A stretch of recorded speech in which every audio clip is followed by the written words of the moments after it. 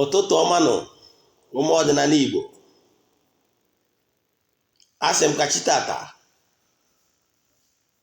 bụ eke ketara anyị ihe ọma ma kepụrụ anyị ihe ọjọọ. Asị m na akakaka ya ma anyị na jijiji ya ma anyị. Asị m echeche ihe ọjọọ ya eme anyị ya ma onwe. Asị m na anyị ga-ejere obodo nara obodo si onye isi anyị na-awa aja ya were nke chụọ. Asị m na ụbọchị ihe na-aga okporo ụzọ na ụkwụ anyị apụ anyị ama na ọ pụgoro anyị ama na anyị ga-ejecha agbata maka na ọkọ na-akpacha na-aja ọfịa ma na-abụ onye nwe elu. Asị m ihe anyị eri bịa ihe eri ya bịakwana. Asị m ihe ọma na-eme na be ndị ọzọ ya mee na be anyị maka na ada ụka ibe ọ na-agụ akwa ọ na-agbawa obi. Asị m ihe ọma dị n'elu ya dara anyị n'ala ọdịnala ya pụoro anyị ome ka ụwa were aja ha wee fụ. Asị m ebe bere ugobere nke si ibi ebe na ya gosi ebe ọ ya ebe. Ọ bụrụ na o gosiri ebe ọ ya ebe asị m nkwukwa ya ihe m kwuru. Asị m ga anyị ga-adị ka echi maka na echi adị agwụ agwụ.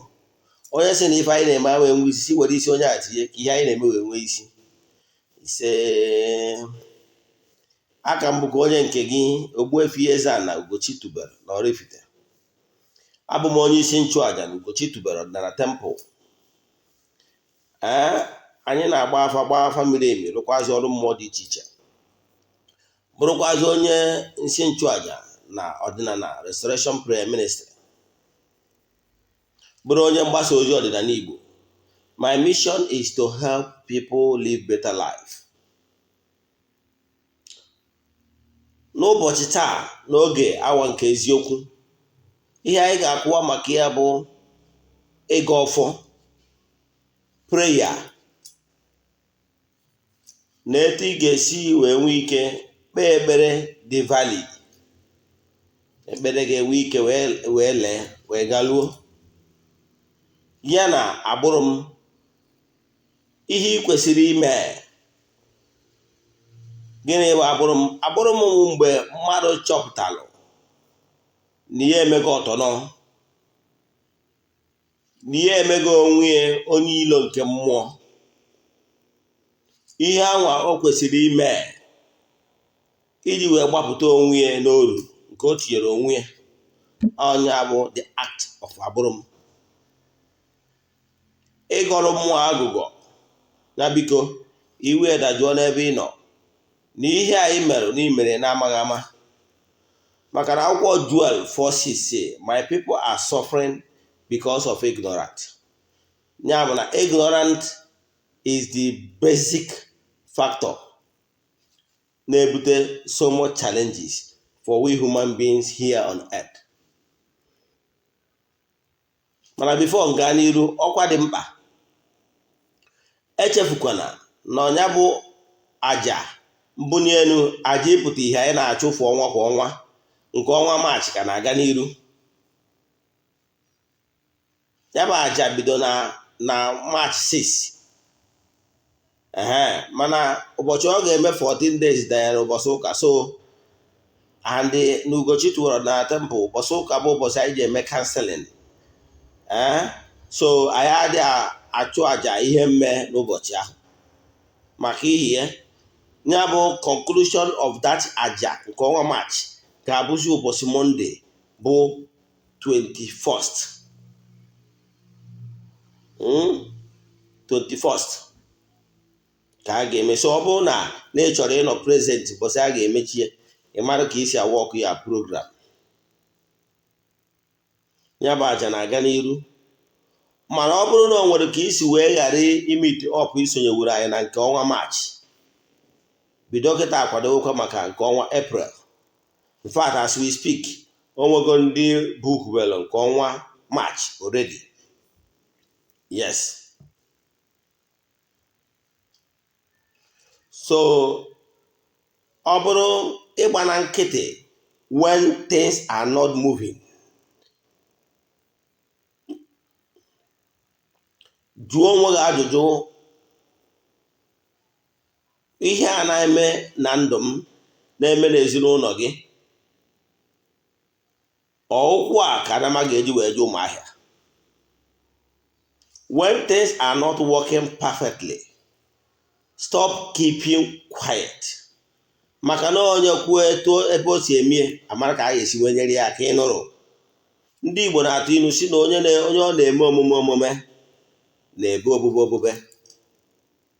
Ịghọtara ya? So ọ bụrụ na ị keep quiet when things are not right, onwere ka ị ga-esi nweta helper. Na onye kwuo etu o si emie amara ka a ga-esi nyere ya aka. Kpatara na ije n'akwụkwọ ndị ụka ọbịa, n'akwụkwọ ụka ndị ụka ọbịa, n'akwụkwọ Matthew 7:7, ọ sị, yọọ ị ga-ayọta, chọọ ị ga-achọta, seek you shall find, knock the door will be open for you. Meaning you, ndị Igbo na-atụ isi na onye nsị na-akpa na-ebu ụzọ. Ihe ọ pụtara na gị nwa na onwe gị bụ onye nọ n'ọnọdụ elepụsị bunata ejeje anana, n'ọgụ nwa ya ebute ụzọ iwe nwee helper, whether physical helping hand or spiritual helping hand. You must show na ọnọdụ ị nọ adọrọzi gị mma. Ịghọtara ya? O nwere ihe ị kwesịrị ịma. Ọnọdụ ọbụla ị nọ n'ime and you feel so relaxed can never change. It can only change when you are angry. You must get angry with the condition that is not okay with you for things will change. Because na ndị Igbo na-atụ ilu sị na agbaghị ụzọ were mgba na ọ nara echi. Ana m ekene our forefathers ndị tọrọ nta na aja n'Igbo. Ọ na-abụ mgbe ụfọdụ nwetawa the Igbo adage, I will be asking myself, is it these people that ndị ụka ọbịa ndị eriri eri say na ha do learned, na ha enwere nghọta? I wonder. Because if you check the Igbo idioms, adage and rest of them, the wise words, you will agree with me that those words fill with wisdom. Iwe kwenye na ihe a na-agwa gị bụ na Africa is the seat of wisdom. Onye akpatalo na do you know na the first university in the world was built in Africa, in Egypt? Do you know? Onye akpatalo na the great philosophers,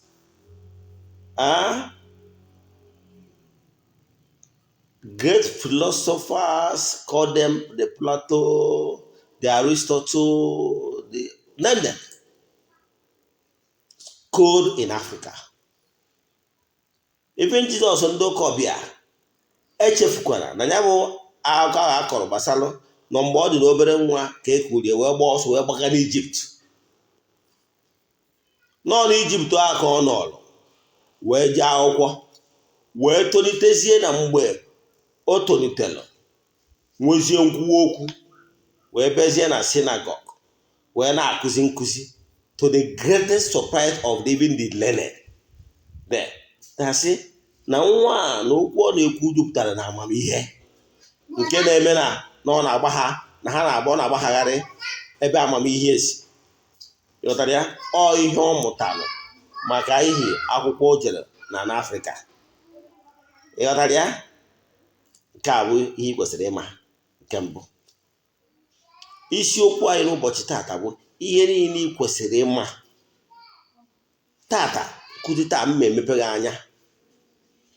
Ịnụrịcha nkụzi a, mara na ị nwere isi awele iso na ndị bịara akọ this message.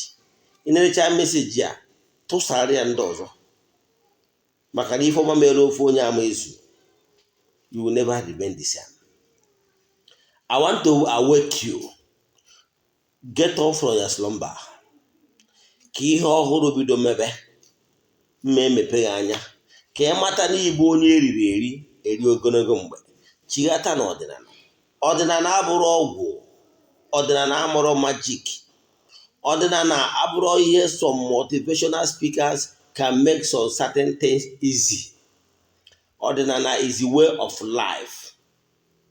Nothing good comes easy. But what will make you to be great is consistency.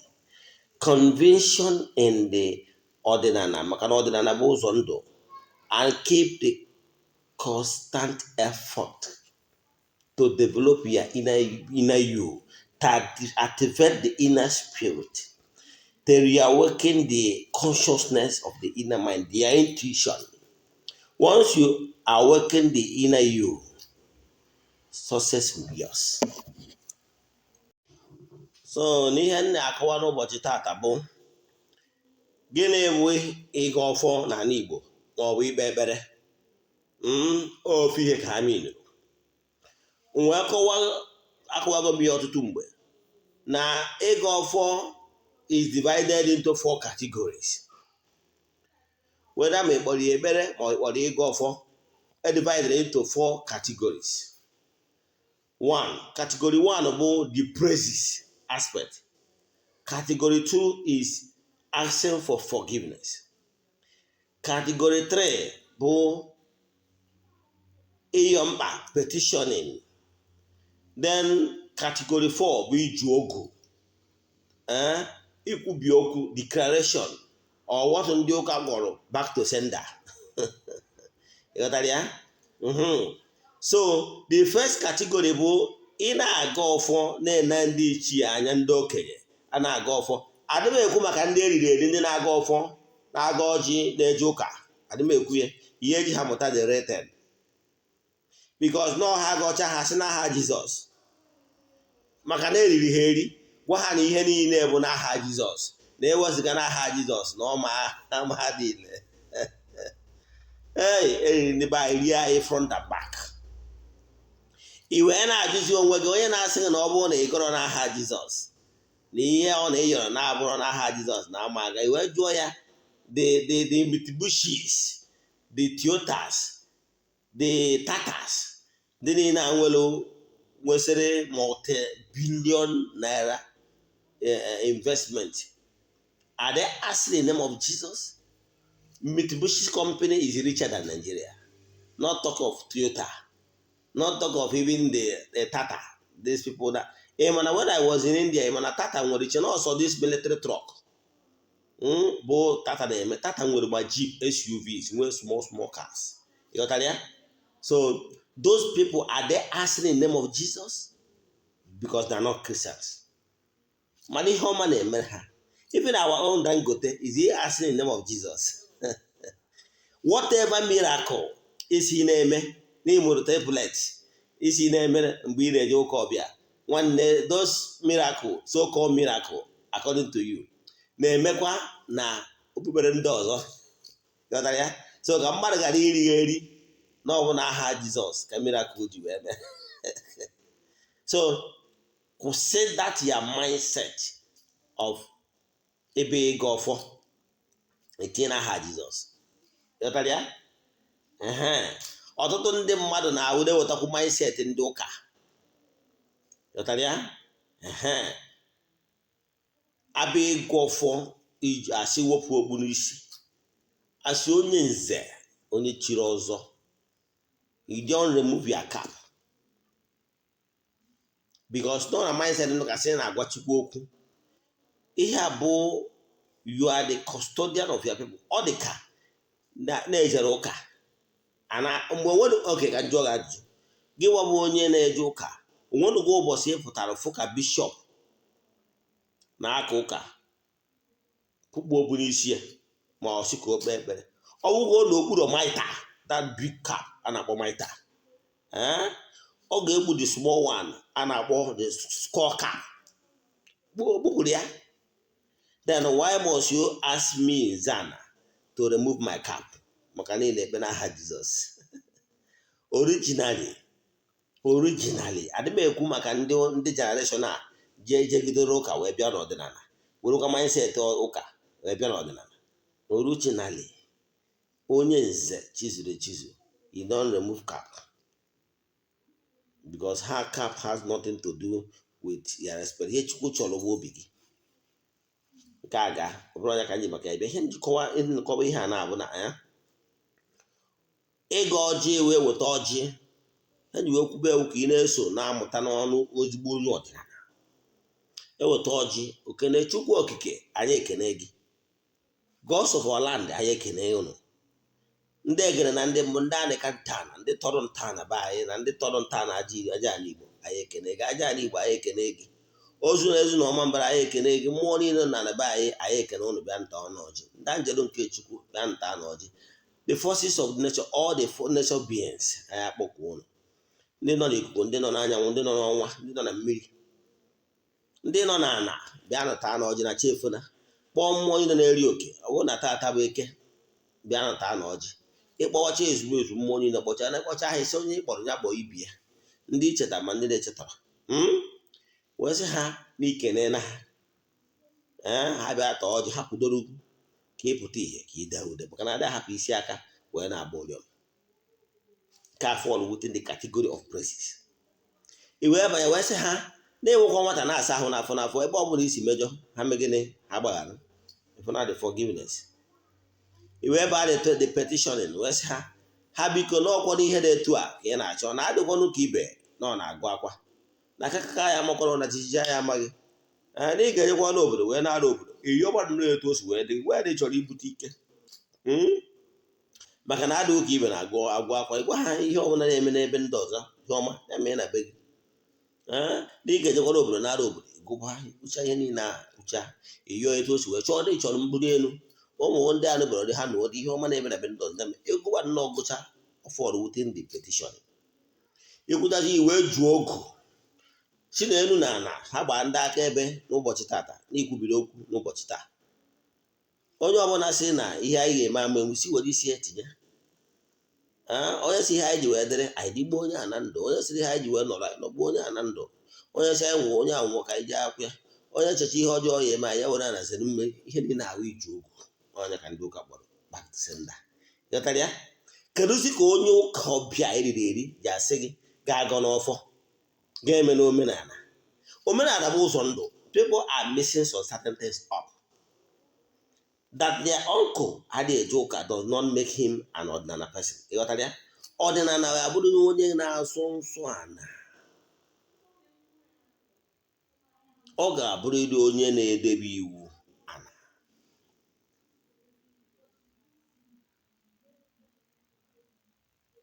Enwere iwu dị iche iche, nwere iwu ana, ụfọdụ akpọ iwu ala, nwee iwu agwụ. So iwu niile ahụ ọdịnala niile anyị edebe ya na iburu ezigbo onye ọdịnala chọọ ka ị ka nka, akpachakwa n'anya megide mmadụ. Ịmara ihe ahụ ị chọrọ ka eme gị emekwana ya mmadụ. Do unto yourself others as you want others to do to you. The law. Because ordinary believe in law of reciprocal action, believe in law of attraction, believes in law of karma. Therefore, you will be able to live according to the laws of nature. Abide by the rule, pray by the rules. Don't intentionally step on toes. Don't intentionally want to hurt others. And please don't push others down in order to climb. And my water to the mother. Ọtụtụ ndị mmadụ ha chọọ ka ha pụta ihe, ha create one false alarm. Ma onye amaghị ihe ọ ga-eme, ọ chọọ ofu onye dị popular na social media mewe attack. Most of them, because of their ignorance of how things work, some of them will try to tarnish another person's image in order to clamp. They are trying to pull another person's down. Mekpọrọ onweghị onye akpọrọ ọrụ, mekpọrọ onweghị dibia, mekpọrọ onweghị eze nwaanyị, mekpọrọ onweghị pastor, mekpọrọ onweghị bishop. I don't even care the name you go with. But please and please, don't start to pull another person down in order to clamp. It is sin against nature. And what goes around comes around. But some people think that they're so intelligent and smart, but they want to climb to up. Overall, climbing to up would be important, but remaining at the top. So what they're trying to do is to pull another person down. Some will even create false allegation against another person to trend on social media. because they are looking for cheap popularity. Please don't do it. Many have gone. Do you know? Ọ bụrụ mmadụ niile ka ị nwere ike iji wee tie epele. Agwara m gị sị gị, ọ bụgoro na onye akpọrọ ọrụ deviated from the real calling, you are not in a better position to judge the person. Allow ndị kpọrọ ya ọrụ ka ha judge ya. Now, if you must advise him, call him one-on-one, chat him personal. Not to castigate him on social media. You know what? It's very wrong. Or even you pray for him to rediscover who or she is, and for him to continue living and going according to the text of the law. But don't come to social media to wash your brother or your sister down in order to gain cheap popularity. It's wrong. You know why? For the fact that the person is not doing the right thing at the moment does not mean that he's not a choosing one. Because mgbe ọbụla o bekuru agwụ ya bekuo ndị mmadụ ya na mmụọ so n'imeri ya akaje, they might still fight you. Yes, enwere ike pịa ọgha azụ. In fact, many have gone. Many have gone. Emesikwa echefukwana maka story of Ada Jesus. She stepped on toes. Ịghọtara ya? Echefukwana. So mana hapụ onye anwụ ị na-efilu na omere ọfụma, who made you judge? Akwụkwọ ndị ụka ọbịa even could say, don't judge so that you not be judged. Ịghọtara ya? Allow ezumezu ndị kpọrọ ya ọrụ, ọbụkana ọ bụrụ ndị kpọrọ ya ọrụ, to judge the person. Ịghọtara ya? Now, ebe a gwara gị akpọrọ ya ọrụ ga judge na ha so that you will not be judged. Not be judged. Again, that their uncle Ade Ejuka does not make na ọ bụrụ onye ọdịnala. Adịma I justify na enwero ndị bụ ndị mmasị na ha ji aka ha kpọọ onwe ha. Yes, in every profession, enwere ndị akpọrọ ọrụ nwee ndị ji aka ha kpọọ onwe ha. Ịghọtara ya? Ka mmadụ ga-atụ. O nwere ofu nwa dọkịta ma ya akpa afọ ya, dọkịta ọ onye nwere kọl. Nna ya abụghị bịa. Mana nyanwa na onwe ya filo ka ya rụọ n'ụdị oyibo wee jee yunivasiti bụrụ dọkịta. Amụ n'ọgwụ ya ma na Ọnịcha. Pat ọ fịara ahụ nweta onye bi Ọnịcha anụbere ahụ n'ọgwụ ya, and even beyond. Ị nwere ike na-aya ahụ ịbịa n'ụlọ ọgwụ ya, o deelu ụmụ simple drugs. Ọ sị gị were jee ṅụọ na ya adịghị mma. Ịṅụ ọgwụ ọ dịghị mma. Ị na-ajụzi onwe gị, mana ijegwu ụlọ ọgwụ ka ụlọ ọgwụ ya na ndị na-ewu ewu ṅụọ a lot of bigger antibiotics. Yet ihe na-eme ya na-eme. Kedu osi ka o si wuo minor ọgwụ ka ị ṅụziri ọ dịghị mma. Ihe ọ pụtara bụ na agwụsụ enu na-etinyere ya aka. Ọgwụgwọ na obere mmiri ma obere ọgwụ ka o nyere osi ya dịrịghị mma ọ dịghị mma. Ịghọtara ya? O nwere ndị nọ na kọ. Nwee ndị ji aka ha prezentị, o nwere ndị bụ na ha bụrụ akpọrọ ha ka ha bụrụ onye na-agwọ ọrịa. Mana ọ laikere ịwụ ego dọkịta, ego medicine. Maybe nne na nna ya chọrọ ka a na-akpọ ha nne dọkịta ma ọ bụ nna dọkịta. Eduga ọgago yunivasiti. Ọ gụcha yunivasiti ya mana efu ya ndị na mmadụ a na-anwụkarị n'aka ya. Despite the fact of doing the right thing, but most people will still pass on. You can't even save somebody in a critical condition, despite his professional. And whatever frantic effort he or she made to save lives. O nwere ndị akpọrọ ọrụ nwee ndị ji aka ha kpọọ onwe ha ọrụ. Ịghọtara ya?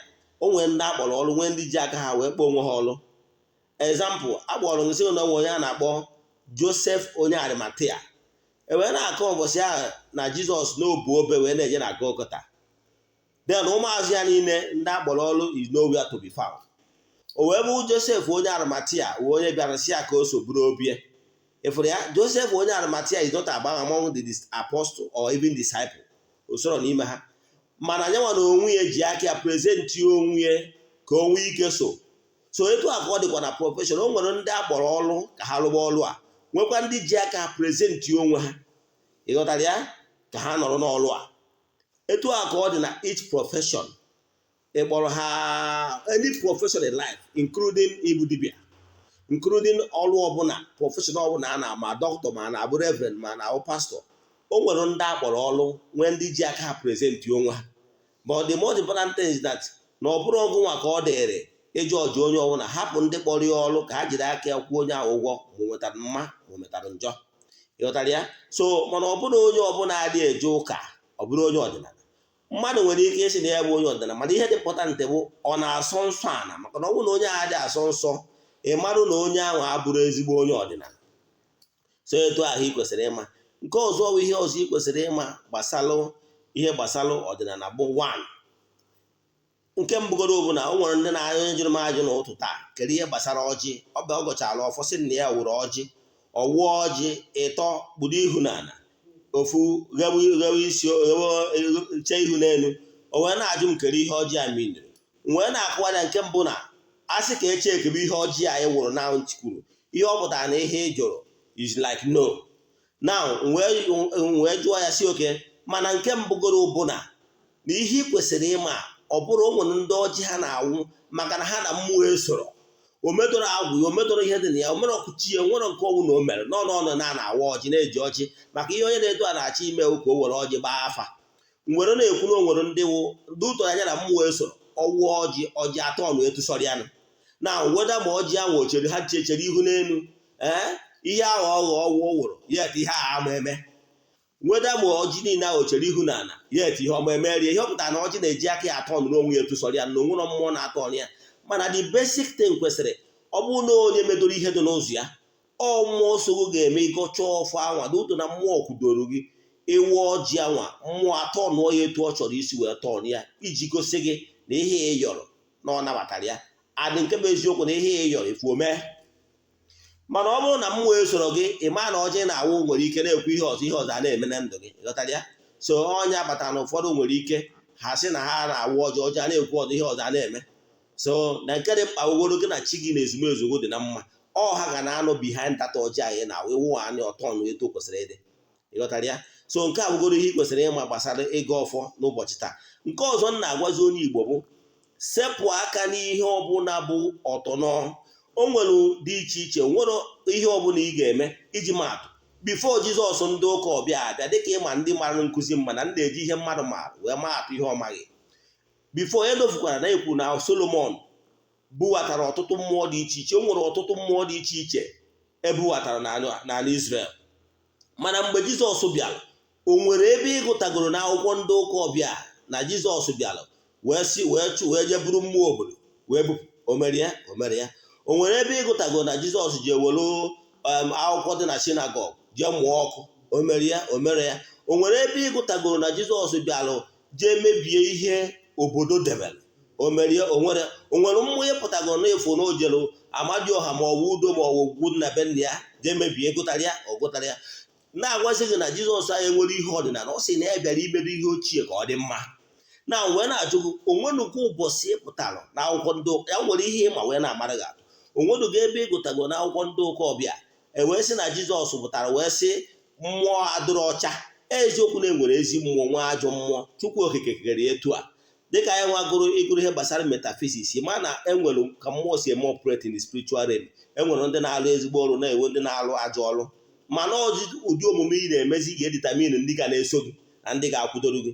Na ihe ọzọ m chọziri ịjụ gị bụ, ọ bụrụ na ị kwetara na o nwere ndị na-alụ nke awa Jizọs bịakwutere ndị a wee sị ha onye ka ụnụ bụ? Ha wee sị ya na ha bụ igwe.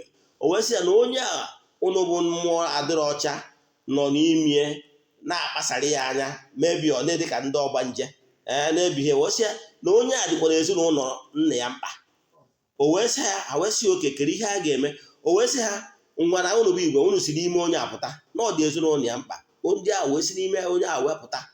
Jizọs wee sị ya nwa ha banye n'ime igwe ezi. Akwụkwọ ndị ụka ọbịa wee sị na ha niile wee si n'igwe ezi a wee nuru wee jeduba na mmiri wee gbagbuo ha. Ihe m chọrọ iweta ebe a, o nwere ebe Jizọs sịrị ha daa? O nwere ebe Jizọs sịrị mmụọ ọbụla ndị niile ahụ ọ na-asị ya si n'ime mmadụ onye ha na-enye nsogbu pụta? Onwenugo nke ọ sị ya nwụọ.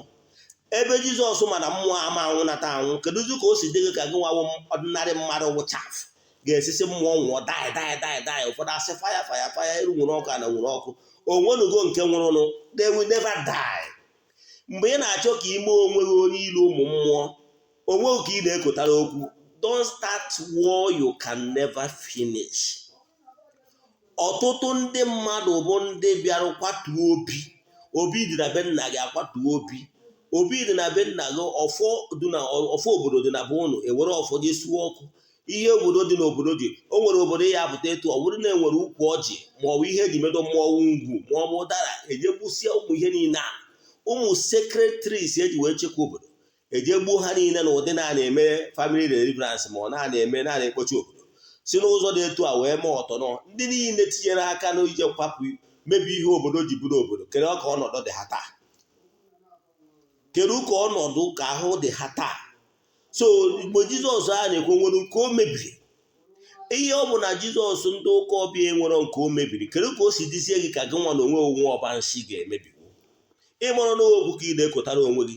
So ihe na-achọ ịkọwara gị bụ na ihe mbụ na mbụ ị ga-emegoro na ichigata n'ọdịnala gị ọ bụrụ na ngwurube nna gị wee ebe emebiri ọfọ jee wachigoro ọfọ first. Maka na ọfọ a it can never destroy what it cannot create.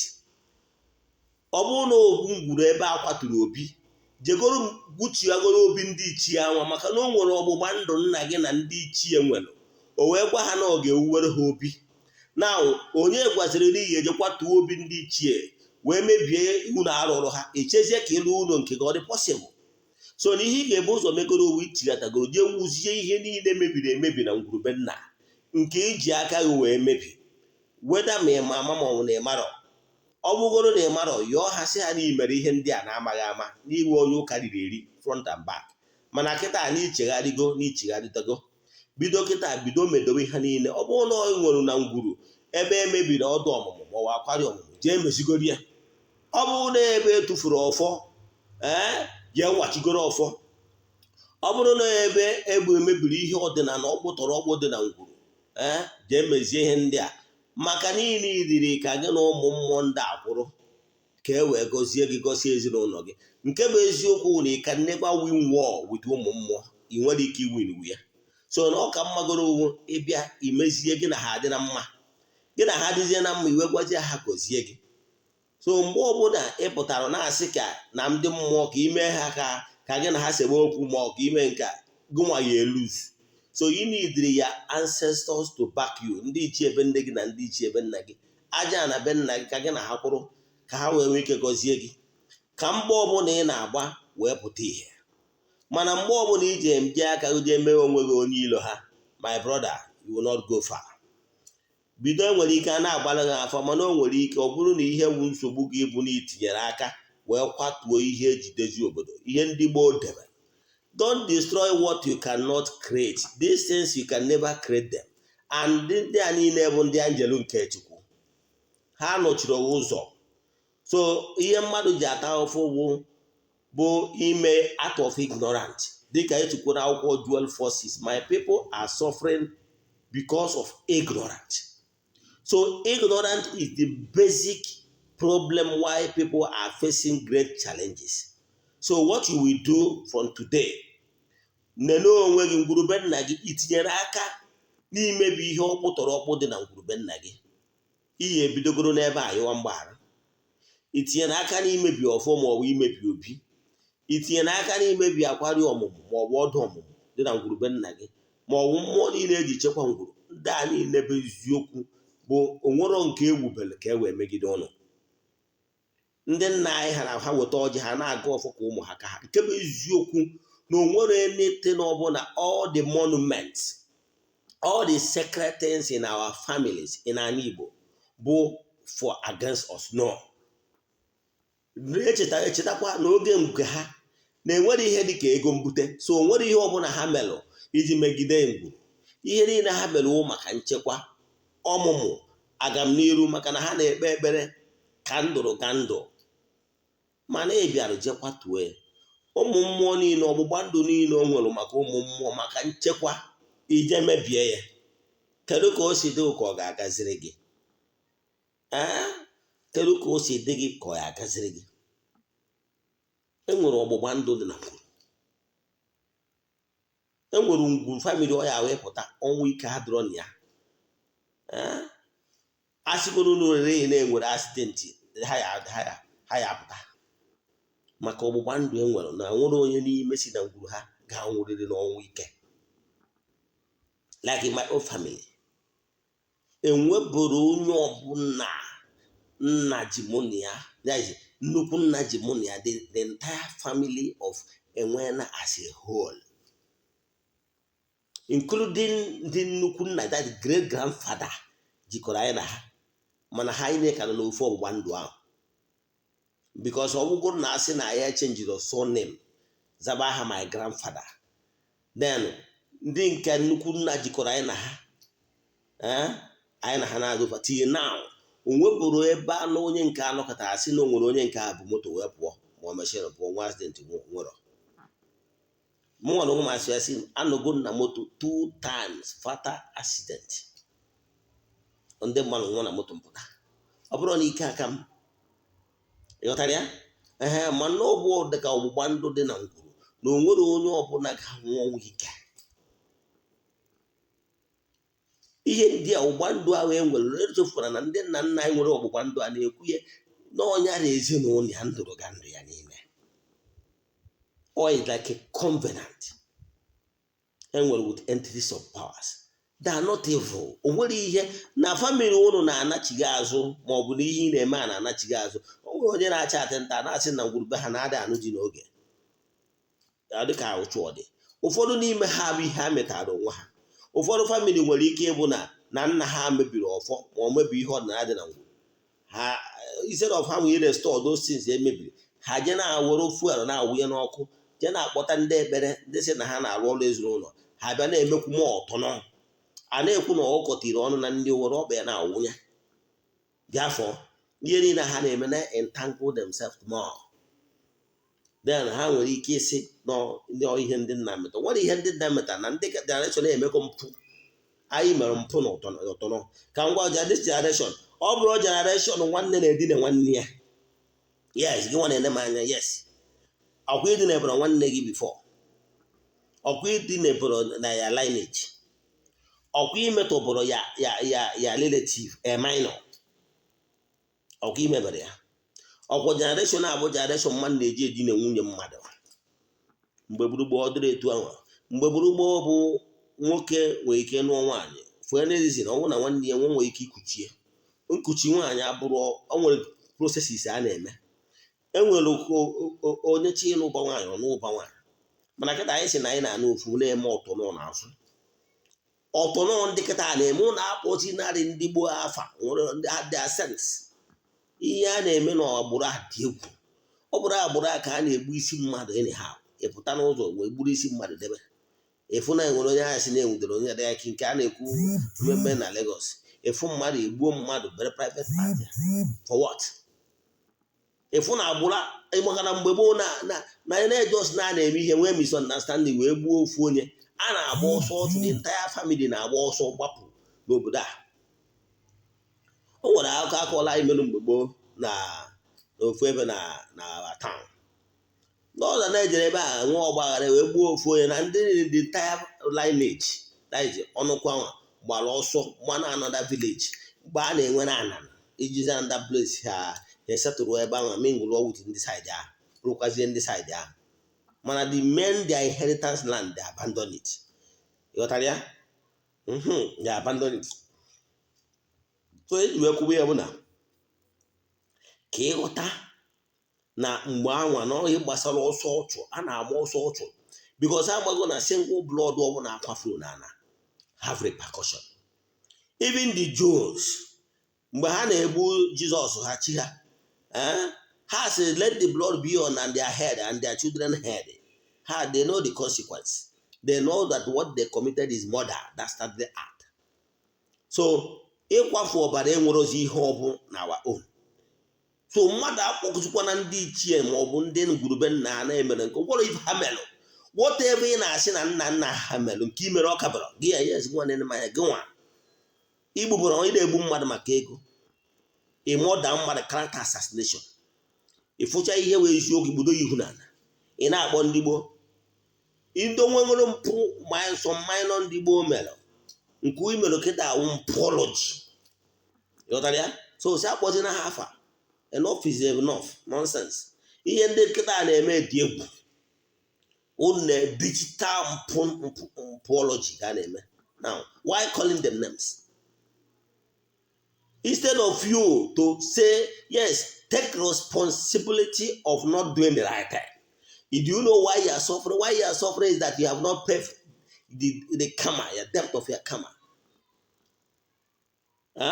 Maybe in a funding bochiafa, maybe you are one of those wicked uncles in the previous life. Now you came now, instead of you to were powerful jogging, where liberate your way, where binding angry, in whatever and blame. Who is the forefathers you are blaming? Is there anybody in this present earth life that is here for the first time? Instead of you to take responsibility, you are blaming somebody. No, but whatever you sow, Galatians systems now, God can never be mocked. Go and read it. Whatever you sow is what you reap. What you don't deserve will never come to you. Yes, you might deserve something by karma thread. You might deserve something by your own negligence and indolence. Quote me anywhere.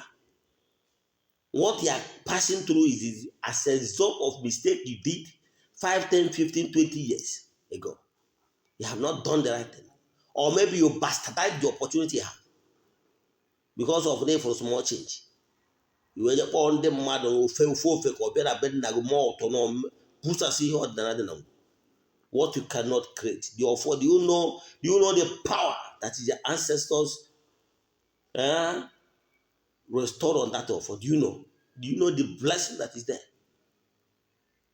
Even in my own ancestral offer, my father told me then that his father gave him the offer. He told me that his father gave him the offer. But because the young widow cannot mass because what was under six, they converted him. My grandfather was a rich man. Then also title holder. All title holder. My father told me then no Then this man, before he passed on, he gave my father an offer. What did he do? My father Johnny Agburum said Nambo make it has in online life. On a deconeka or 4 to through near or abomination by it with this offer. Nobody came as your friend when so but an ancestral offer. Ojezie bought to fruit the offer. Or one of the offer nice sugar and eba, meaning that the offer is gone. My father lived his own life. But because maybe I couldn't replace the offer. I'm the first son. When my father died, wow, the burden of the entire my own family rested on me. Things began to happen in my life against my wish. The jubese, makone chobofu, jubese kerihenemen that I know that I didn't deserve even no. Jubese, where you am kerihe wofu, kerofu ani kumakia. Maybe be awful, maybe Odinana, but Jubaze kerihe the has no awful. When John was awful, yes, yes, my supervisor told me a story. Kerihemen, you're watching a waffle. Nyabofo would the first ever offer well. You're watching a waffle. That offer was sort of fun medibia now. You're watching a waffle, Debe. Nduma and all of fire. Oh, call for call. As well as some way to wait to come when dinner we were, Nadi Chua. Patara and Gruben and Wobru, you Bruna. On accident, what all? On Webro, on weekend is not our portion. Gịnị ka m mere mmụọ eji wee chekwa ngwurube nna adị na ngwurube nna kpọtue fresh restore the odom. ịghọtara ya. Ana m agwa gị ọgbụgba ndụ maka na mgburube nna bụ ndị nna nna nna ya ha kpara ụkọ mmadụ, ha wee nwee ọgbụgba ndụ wute mmụọ nna na onwere nwa ya ọbụla ga-anwụ n'ihu ya, onwere nwa ya ọbụla ga-anwụ ọnwụ ike, and onwere nwa ya ọbụla ga-achọ nwa achọ. Today, ọ bụrụ na ị ma na my old town na Oraifite, anywhere in Oraifite, just jụọ Ogbuefi EZE-ANA Ugochi tubelu. I am from ebe a na-akpọ Uru Dameshi dị n'ogbe Ezumel Oraifite. Onweburu enyo person, ọ bụ nwoke ọ bụ nwanyị nọ na my lineage or larger family nụrụ di ma ọ nụọ nwaanyị amụtara nwa. Nwere aha dị achọ nwa, and nwebụkwara onye ọbụla n'ime ha nwere accident nwụọ ọnwụ ike. Onwefe any reason anybody ya nwụ, ịma na onye a ga-aya ahụ. Like my late father, ọ yara ahụ ya si ahụ nwụọ. Mana before nwụọ, na dying minute o bido discover na o mere ụfọdụ ihe o kwesịrị ime n'ọdịnala. Ọ na-agbazi mbọ ka o mee, mana ọ dịgo late. So ihe nna-achị kụwalụ gị bụ na bido taa, retrace your step, go back and for restitution, reparation, to repair all the things you did wrong. Maka ndụ gị, maka ndụ ezinụlọ gị. Ịma na a na-eji ajọ omume nke ndị bụ nna lụta ụmụmụ ịma. Ịma na for the fact that n'imebiri ihe asị na onwere ife na-eme na igwede stubborn kama ka ị nwụọ na ịta afụfụ. Ichere ebe a ka o biri. A ga-eji mpụ na ụtọ na anyị mere now wee kwụọ generation gị ụgwọ to the fourth generation.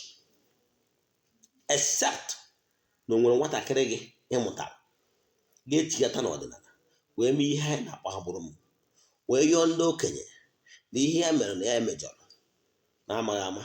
Biko si ejikwa na ajọ omume nke ndị bụ nna ma ọ bụ ndị nna ya metara wee reta ya na ya echighata gị n'ọdịnala wee align onwe wute ezumezu mmụọ na ngwuru wee gburu onwe ya.